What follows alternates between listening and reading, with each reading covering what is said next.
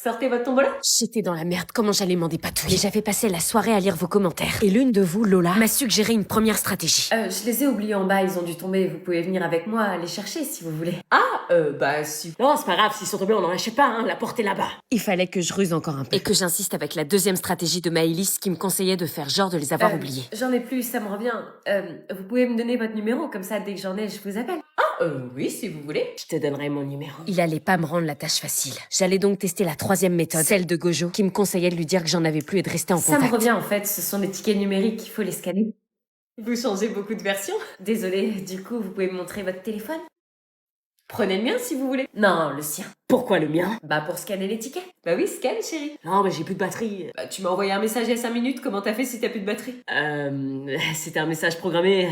Je fais ça souvent. J'avais plus qu'une dernière solution, celle que vous m'avez quasiment tous conseillée, et certainement la plus dure. J'ai pas de ticket de tombola. Ah, tu vois? J'ai pas de ticket, j'ai rien à vendre. Ah bon? Bah pourquoi vous? C'est votre mari qui a inventé cette excuse piton. Quoi? Délire! Qu'est-ce qu'elle raconte? Tiens, je t'ai dit que je la sentais pas. Je suis désolée de débarquer chez vous avec ce lourd secret, mais de quoi vous parlez? Sortez dehors, j'appelle la police. Culot, définition, 2 points, open the guillemets. Ouais, bon, j'avoue. Est-ce qu'on peut parler seul à seul? Quoi? Non! S'il vous plaît. Vous me faites peur là, qu'est-ce qui se passe? Écoute, chérie, ce qu'elle va te raconter, c'est... Mais vous connaissez? Oui? Non. Puisqu'on peut pas s'isoler, votre mari sort avec ma demi-sœur de 17 ans. Quoi? Oh, c'est pas vrai! Il a une relation avec elle. Je te jure, j'arrive pas à me concentrer quand t'es à côté, là. C'est bête, ça me perturbe, wesh. Quoi? Tu fais quoi, là? T'es gênant, frère. Non, mais je vous vois, vous allez pas me la faire à moi. Bah, de quoi? Ça fait depuis le mois de septembre que je suis assis à côté de vous. Et mettez-vous en couple, y'a quoi? Non! Tu racontes, non, on rigole juste, c'est quoi le problème? Ouais, on rigole, c'est exactement ce que disent tous les couples qui sont pas encore au courant qu'ils sont en couple. Mais non, mais y a rien, on est juste amis. Ouais, c'est ça, vous partez ensemble du collège le soir, vous venez ensemble au collège le matin, vous mangez tous les deux au kebab d'à côté, vous dites qu'il y a rien, mais moi, des amis comme ça, je connais pas beaucoup. Hein. Ouais, bah, comme tu dis, on est juste amis. Ah ouais, les regards chelous en cours, alors c'est quoi? Et puis les ah non, mais arrête, t'es bête, avec le petit sourire là, c'est de l'amitié aussi. T'écoutes tout ce qu'on se dit ou quoi? Je suis à une table de vous. C'est juste, on s'entend bien, enfin, normal, va pas t'imaginer des trucs. Ouais, vous entendez même trop bien, vous pensez que personne vous voit, mais tout le monde est au courant, même la prof de maths vous voit. Et de toute façon, s'il y avait quelque chose, mais c'est pas le cas, hein, on le dirait pas. Relation discrète, relation parfaite. Vous nous prenez trop pour des cons. Ouais, grave, on a tous remarqué, hein. J'ai fait pipi au lit, j'ai pas fait exprès. Regarde là, entre les pyramides maudites, j'ai pissé. J'ai bu trop de lait, m'engueule pas. Entre les pyramides maudites. Pyramide maudites, plus par la faute, j'ai bu trop l'eau. J'ai pissé sur les pyramides maudites. Ah non, mais c'est pas vrai, c'est une traîne, hein. Joyeux Noël. Merci, canard. Tiens, je te donne le mien en même temps. Merci. Ah, mais non, Claire Obscure Expédition 33. Ouais, t'arrêtais pas de m'en parler. Ah, je suis trop refait, merci. De rien. Tiens. Oh, un collier avec ton prénom dessus. Ouais, comme ça, tu penseras toujours à moi. Oh, le cadeau pourri. Merci. Merci, ma chérie.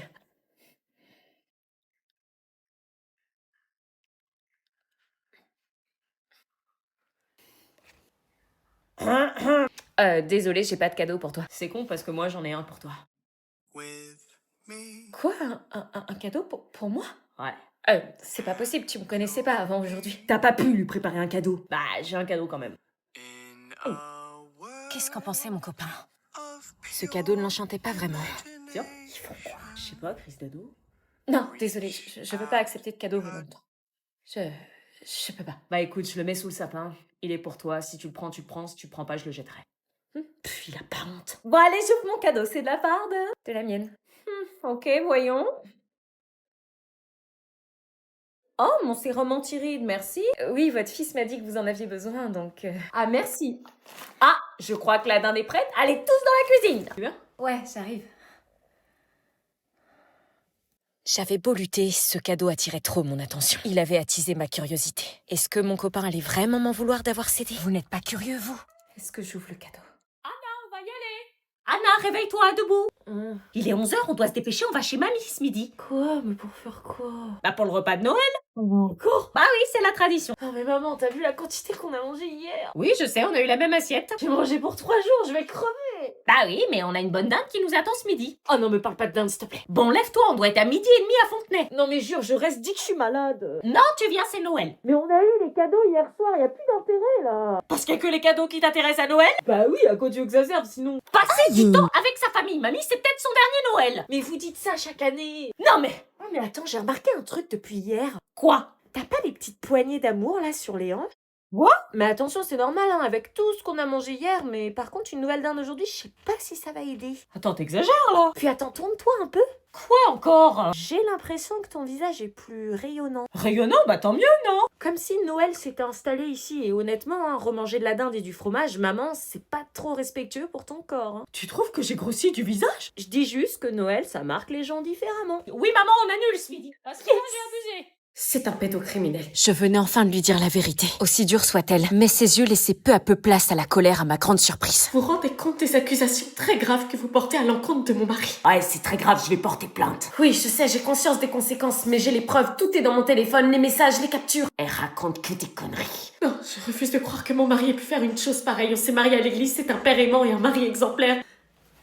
Je suis désolée, mais parfois le danger vient exactement de l'endroit où on se sent en sécurité. S'il vous plaît, sortez. T'es vraiment qu'une sale gamine qui veut détruire ma famille. C'est toi qui l'as détruite le jour où t'as touché à la mienne. Je t'aime, je suis devant chez toi. Je refuse d'imaginer qu'il me mentirait, c'est pas possible, il est pas comme ça. Où était-il les soirs en fin de semaine où il vous laissait seul avec vos enfants? Vous avez jamais eu de doute? Vraiment jamais? Au travail? Réponds, mon amour. Non, madame, il était avec Chloé. Il lui a fait tellement de mal qu'elle fait des crises d'angoisse dès qu'elle voit quelqu'un qui lui ressemble depuis qu'elle est revenue le matin complètement débraillée parce qu'il a abusé d'elle.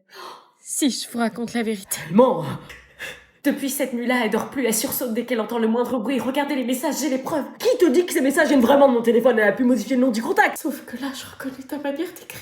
Mais... T'as pas fait ça? Aussi il l'a fait. Comment t'as pu des enfants? Et tu as des enfants? Tu as des enfants? C'est elle, elle m'a séduit, elle m'a forcé à faire des choses, j'ai pas bu. Allô, la police? J'étais admirative de son courage. Dénoncer son mari malgré ses sentiments pour protéger sa famille et rendre justice aux victimes de ses prédateurs. Il fallait du courage. J'habite au 75 square de la... Etienne. Oh putain! Il s'enfuit! Rattrapons-le!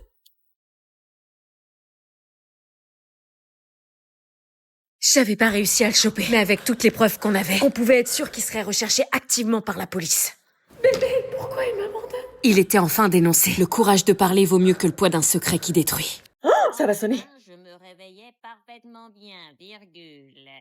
Meuf, on est en pleine dictée là. Bah quoi? Tu vas taper une mauvaise note. Oui, bah on va en perdre dans 5 minutes, donc la dictée, s'il te plaît, c'est quoi le rapport? Bah faut que je sois fraîche, imagine on tombe sur Mathias le terminal, il est trop beau. On sait jamais. Meuf, tu mets des vœux partout sur ma feuille là. Oui, bah j'ai plein de frisottis avec la transition automne-hiver là. Chut. Bah quoi, pas ma faute moi. Oui, bah tu peux te brosser les cheveux dans les toilettes. On n'aura pas le temps avant la perte, il faut des heures de préparation pour avoir les cheveux potables comme toi. Y a pas besoin d'heures de préparation, tu sais. Mytho, arrête, tu dois te lisser les cheveux comme une ouf, te laquer. Non, j'utilise juste un rituel. Ah bon, te couper les pointes sous la pleine lune? Non, seulement la gamme Ultra Duo de Rich et Garnier, les vrais savent. Ah parce que t'es sérieuse? Bah oui, tu connaissais pas. Garnier, je connais, ouais, mais c'est pas pour lisser les cheveux. Alors, comment tu expliques que depuis que je l'utilise, j'ai jamais eu le cheveu aussi lisse et brillant? Bah, je sais pas, la génétique. Les bons produits. Ah ouais, la meuf, elle est rencardée. Bon, je sacrifie ma dictée parce que là, c'est The Rituel. Me dis pas que t'as les produits. Tu les as dans ton sac comme as. Oui, je trouve, elle a des produits dans son sac, wesh. Oui, c'est parce que je lave mes cheveux en EPS. Et c'est grâce à ces produits que t'as les cheveux ultra lisses et brillants. Oui, Cherche Garnier Ultra Doux. je suis en train. Vous avez entendu mon secret ou quoi, là? Non. Je suis belle. Putain, je suis trop grosse.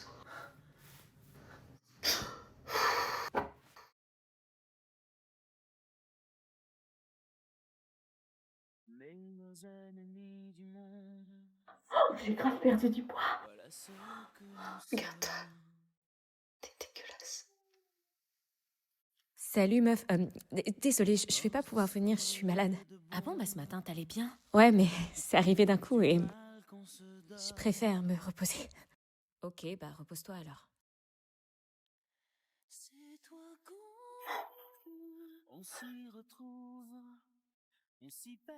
Oh, y a Oasis qui passe. Oasis?